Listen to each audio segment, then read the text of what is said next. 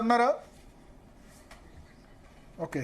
So కత్తి వెంకటస్వామి గారు Congress party నుంచి, శరత్ గారు ఉన్నారు, వాసుదేవరావు గారు ఉన్నారు. శరత్ గారు, ఏమైనా ఛాన్స్ ఉందా భారతీయ జనతా పార్టీకి బెంగాల్ తర్వాత తెలంగాణ? అంటే ఒకటండి, నిన్న కొన్ని కార్యక్రమాలు మనం చూసినాం. అజిత్ అంజుమ్ అని మాతో పాటుగా పనిచేసేవాడు ఒక కలీగ్, మంచి ఫేమస్ జర్నలిస్ట్ ఢిల్లీలో. అతను, తర్వాత మనోజ్ ఝా అని రాజ్యసభ సభ్యుడు ఫ్రమ్ బీహార్. వీళ్ళ ఇద్దరి మధ్య ఒక చిన్న డిస్కషన్ వచ్చింది. నేను I totally agree with that concept. అంటే ఇటీవల జరిగిన ఎన్నికలలో BJP has successfully polarised the voters. ఇప్పుడు మీరు బెంగాల్ ఎలక్షన్స్ లో కనుక చూస్తే ఒక హిందూ లహర్ అనేది ఒకటి వచ్చేసింది. దాదాపుగా ఇప్పటి వరకు జరిగిన చాలా ఎన్నికల్లో మీరు హర్యానా గాని, మహారాష్ట్ర గాని, బీహార్ గాని, ఇక్కడ అన్ని రాష్ట్రాలలో వాళ్ళు చాలా సక్సెస్ఫుల్ గా హిందూ వర్సెస్ ముస్లిమ్స్ అనేటువంటి ఒక పోలరైజేషన్ తీసుకురాగలుగుతున్నారు. తర్వాత పార్లమెంటు సీట్లలో ఒక్క ముస్లిం కూడా టికెట్ ఇచ్చిన సందర్భాలు లేదు. యూపీ పరిస్థితి చూస్తే కూడా అట్లానే ఉంది. అంటే తెలంగాణలో కూడా ఒకవేళ అట్లాంటి పోలరైజేషన్ అంటూ జరిగే అవకాశాలు ఎక్కువ. ఇప్పుడు ఇంతకు ముందు ముస్లింలను బాహాటంగా విమర్శించేటువంటి ఆలోచన సరళి లేకుండేది.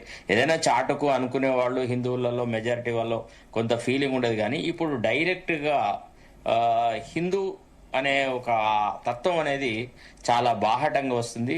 మైనారిటీస్, ముస్లిమ్స్ అంటే ఏదైతే ఈ రెచ్చగొట్టేటువంటి వ్యవహారాలు చేస్తున్నారు, ఇప్పుడు ఫర్ ఎగ్జాంపుల్ మజ్లిస్ కానీ, తర్వాత ఇతరులు కానీ, దీనివల్ల కొంత పరిణామాలు చాలా డిఫరెంట్ గా వెళ్తున్నాయండి.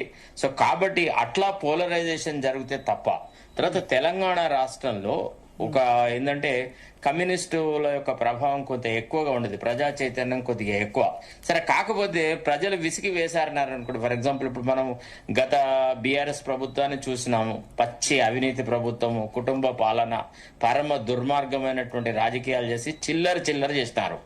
ఇప్పుడు వచ్చిన కాంగ్రెస్ పార్టీ ఏమైనా పెద్ద ప్రభుత్వంలో ఏదైనా గణనీయమైన మార్పు వచ్చిందా అంటే ఎన్నికల మేనిఫెస్టోని తీసుకొని గోదావరిలో పెట్టాడు. ఇప్పటి వరకు ఎలక్షన్ మేనిఫెస్టోకు సంబంధించిన వ్యవహారాల మీద ఎక్కడ కూడా ఆడిట్ లేదు. అసలు ఆ ఎలక్షన్ మేనిఫెస్టోను అమలు చేద్దామన్న చిత్తశుద్ధి కూడా ముఖ్యమంత్రి లేదు. అబోవ్ ఆల్ మెజారిటీ పీపుల్ అయినటువంటి రైతులకు సంబంధించిన వ్యవహారాలలో ఈ ప్రభుత్వం ఇంకా నత్తనడికే నడుస్తుంది. ఏదైతే బీఆర్ఎస్ నేతృత్వంలో రైతు బంధు అనేటువంటి కార్యక్రమం అయితే ఉండదో అది చాలా చక్కగా ఆ పెట్టుబడి సహాయం అనేది సమయానికి వచ్చడము, అది నిశ్చితంగా వస్తుంది అనేటువంటి ఒక ఖచ్చితమైనటువంటి అభిప్రాయం ఉండేది. ఇప్పుడు అది వస్తుందో రాదో తెలియదు. తర్వాత దళిత బంధు కార్యక్రమం ఎంతో కొంత అరకొరగానైనా కొంత అమలు జరిగింది. చాలా దళిత కుటుంబాలకు మేలు జరిగింది. సరే, దాంట్లో కమిషన్లు తీసుకున్నారు, అది అంటే ఇవాళ రేపు అవినీతి గురించి మనం ఎక్కువగా మాట్లాడాల్సిన సందర్భం కాదుగా. ఇప్పుడు ఏంటంటే అవినీతి ఓటర్లలోనే వచ్చేసింది కాబట్టి మీరు ఎన్ని పైసలు ఇస్తే మేము ఓట్లు వేస్తామనే స్థాయికి ప్రజలు వచ్చినారు. కాబట్టి ఇప్పుడు మనం అవినీతి రాజకీయాల గురించి మనం మాట్లాడాల్సిన సందర్భం కాదు. ఈ రెండింటితోని విసిగి వేశారనే ప్రజలు ఒక కొత్త ప్రభుత్వాన్ని ఇద్దాం, ఒక కొత్త రాజకీయ పంథాకు మనం మద్దతు ఇస్తాం అనేటువంటి ఆలోచన వచ్చినా కొంత పోలరైజేషన్ జరగాలి. మంచి లీడర్షిప్ కూడా ఇక్కడ ఎమర్జ్ కావాలి. ఇప్పుడు మీరు అన్నట్టుగా మీతో నేను ఏకీభవిస్తున్నాను. ప్రస్తుతం ఉన్న బీజేపీ నాయకత్వము అంటే వీళ్ళు ఏదో వాళ్ళ నియోజకవర్గాలలో అరకొర సపోర్టుతో అట్లా ఇట్లా గెలిచిన వాళ్ళు, కొందరిని లోపభూయిష్టంగా కాంగ్రెస్ టికెట్లు పంచడం వల్ల గెలిచిన వాళ్ళు కొందరు. ఫర్ ఎగ్జాంపుల్ ఇప్పుడు కిషన్ రెడ్డి ఉన్నాడు, దానం నాగేందర్ని పెట్టినాడు. It was not acceptable in urban area like Hyderabad. ఎందుకంటే మంచి ఆపోనెంట్, మైనారిటీ ఓటు పోలరైజ్ అయింది. మంచి యాక్చువల్లీ కొన్ని 3 జూబ్లీ హిల్స్, నాంపల్లిలో మెజారిటీ వచ్చింది దానం నాగేందర్ కి. సార్, ఇప్పుడు ఒక విషయం చెప్పన్నా, మెజారిటీ రావడం కాదు సార్, బహుళంగా ఏమైంది. At the end of the day what happen, Kishan రెడ్డికి ఎలక్షన్ అనేది it was given in a platter.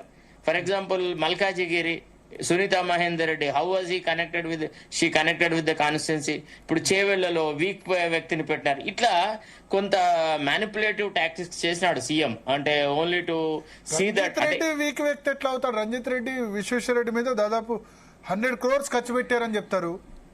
సరే, ఎన్ని క్రోర్స్ కష్టపెట్టినాడు అనేది కాదు సార్.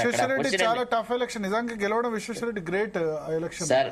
మీరు ఒక విషయం గ్రహించాలా, very tough candidate sir. Tough గిఫ్ కాదు.